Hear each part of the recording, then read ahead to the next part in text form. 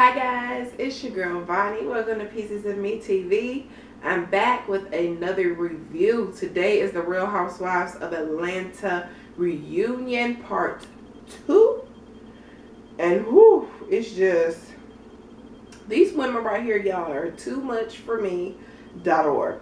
It starts out with Andy, letting everybody know that, Portia went home or got sent home. She don't work here no more. And basically saying that, Bravo doesn't condone violence, and getting everybody's opinion on everything. And it basically became a debate on personal space. And when is too much, was basically everything that's been going on in the media as far as debating this basically happened on stage. There were people who felt like Kenya not deserved it, but this is what happens when you taunt people and whatever. And then there was Cynthia, who everybody immediately eye rolled. She felt like Portia wasn't being attacked by Kenya. And, she basically was saying, which I can understand, they're adults. We should be able to sit down. Yes. But I'm also a grown-ass woman, and I need you to keep all items and your phalanges out of my face. Those are just things that I don't do. I don't do items in my face, your phalanges, nothing. Keep everything out of my space, my bubble, okay? We're all shapes. Your shape should never overlap mine unless you're my man or, children or... that's it. My man and kids are the only people that can invade my bubble. Alright? So, yeah, there was that. And Kenya's talking about how she was just having fun. And it's like, really? So taunting people and being annoying, that's fun to you?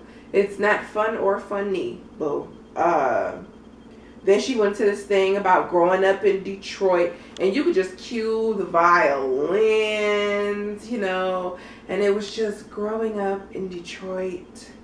I had to fight for everything, to get to school on time, to catch the bus, for my mother to love me. I just had to fight.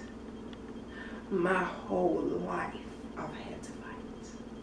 That's what Kenya gave me, okay? And as soon as I said, is this the color purple? So did Candy. I was like, yes, Candy. That's what, because this is straight Sophia from the color purple. It was just too much. And then it went to, which I'm probably skipping some stuff. I'm just talking about the things that people probably gave a fuck about. Nene and Phaedra and their relationship. And Phaedra, Candy, and what was his name? Was his name Charles? That guy who was kind of the jerk and with the little penis. Anyway, they were talking about him, and it was that debate and, everything. And with the whole Nene and Phaedra thing, Candy basically was like, I just was a little confused. Like, wow, this relationship is coming out of nowhere. But I've had friends who have done that. Like, I've had somebody where I'm like, oh, I don't really know if I like this person. And then, I kind of got to know them, or, we squashed whatever beef we had and kind of became cool. Not like the best of friends, but just cool. And then, one of my girlfriends will be like, well, why are you hanging out with her? Do it matter? Okay, we squashed the beef, let it go. I don't know why women do that. It's a little annoying. Like, we grown women. If I want to squash whatever beef we have and be cool with her, that's my prerogative, boo. Why you mad? I ain't stopped being friends with you to be friends with her. So why do you care, Anyway, Candy, it went to Candy and all of her issues between Mama Joyce and Todd, Mama Joyce and Carmen, Mama Joyce and Candy, Mama Joyce and Life. It was too much, okay? So Mama Joyce comes out and she looks great. She's lost 40 pounds and, everybody's telling her, yes, work it, you're doing it. And so he asked her, Andy Cohen asked her, well, what did you do? She said it was all Todd. And if she'd have known that Todd had made her lose 40 pounds, she'd been trying to lose 40 pounds for years. She'd have had him come along 3-4 years ago. I said, ooh, you shady. So then they started asking questions. Andy asked her, you know, Mama Joyce, are you trying to audition to be a housewife? And she said, well, where's my peach? I thought that was a little funny or whatever. So they started doing the little viewer questions. So I think the question was something like, does she regret anything that she's done? And she's like, well, what? Kandis getting married in what, 2 weeks? A week? I regret that. It ain't happened yet, boo. And then anything you've done. So finally she said, what did she say? She regret people saying that she tried to set Todd up. She said she never tried to set him up. What else? How does Todd's family feel? And she said that Todd's mom called her a bitch and she wanted to crawl across the table. And baby, when I tell you I'm glad that Todd's mama called her a bitch, because Mama Joyce needed somebody to cuss her out around her own age. Because I can't do it, Kandi can't do it, Todd can't do it. But another mama can. I'd call her all types of bitches and hoes, which I ain't going to do it now because she's somebody's mama. And, you know, she's an elder. I have to respect my elders. However, if I was her age, I'd let her have it. What else? Oh, and I just was thinking the whole time, is this old bitch drunk? I mean, I'm sorry to call her an old bitch, but, you know, I'm just thinking, like, is she drunk? Is she on a pill? Did she pop a mile and she's sweating? Woo! What's going on? I'm confused, okay? Because she was just too much. Like, I don't know what it was. She was more than she usually is. I don't know if she's just like filling herself with this fame, but like what's the name said, you ain't holding a peach, boo. Remember that. There was another question which I'm paraphrasing because I don't remember exactly what the question was, but it asked basically, does she want Kandi's money? Is she acting like this for Kandi's money? And she said, I don't need to. You know, I raised a millionaire. And when you raise a millionaire, call me. I said, yes, you better say that now. And so Andy was like, you raised Kandi to me a millionaire, which I agree with Mama Joyce on this. Yes, I did. I worked very hard to take care of my kids to get them where they are. You know, so I can respect that. I understand that. My mom and my dad worked hard to get me to where I am. So if I became rich today, I would be a product of my parents, you know. What else? So they asked her, does she work? And quickly she said, oh, no, I don't have to. And, you know, they asked her to explain. And she basically talked about she has bonds and this and that and hoop toop doo woo and la da dee la, and she doesn't need Kandi's money. But this is my thing. These bonds, you own your car, your house, all these things you got with Kandi's money. Even if it is in a bank account with your name on it, boo, it came from Kandi. So I'm a little confused. Why are you acting like Kandi don't do nothing for you? This is Kandi's money that you're spending. If you don't work, you're not on disability or any of these things, boo, that's Kandi's money. What happened after that? She came for Cynthia a little bit. She said, I had to read Cynthia because she said blah, blah, blah, blah, blah. And Cynthia, because this is somebody's mama, was like, well, Mama Joyce, I owe you an apology, you know. And she goes, yes, you do. Shut up and take it. Kandi, talk to your mama and tell your mama how to accept apologies before I pop her in her mouth. Now, I'm sorry. I don't want to do that, but they dentures, it ain't going to hurt. Anyway. Then Mama Joyce and Kandi kind of got into it a little bit. And Kandi was like, well, do you want me to tell the truth or are we pretending? And she's like, well, I want you to tell the truth, mamas in the world, especially black mamas. Stop doing that to your kids, okay? When your kids say, Mama, do you want me to tell the truth? You don't really want to know the truth. And you know we're going to get in trouble when we tell the truth. So just say, no, son, no, daughter, don't tell me the truth. Mama don't want to know. Leave it at that. Anyway, so Kandi told it. Mama Joyce had credit cards in Kandi's name at one point in time. She was writing checks. She had to take away the checkbook from her. She had to put her on a budget of $700 a month because she was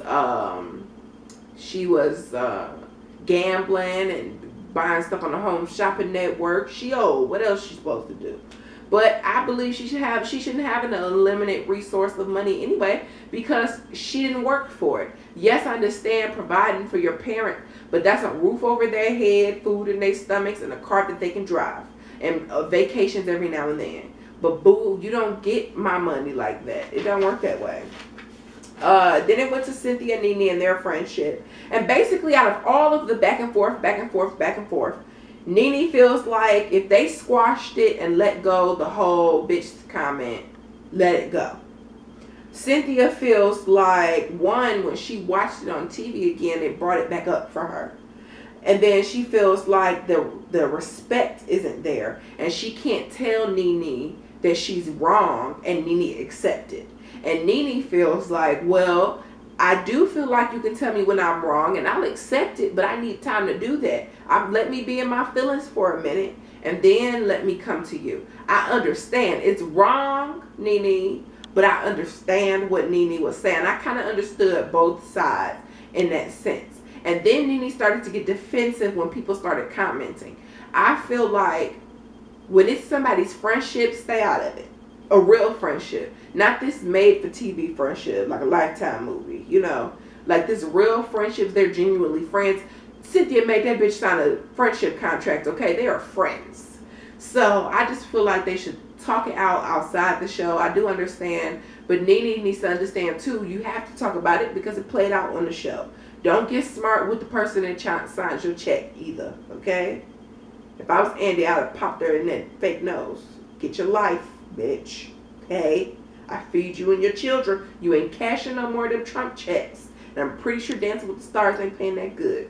Get your life. So they had that little argument.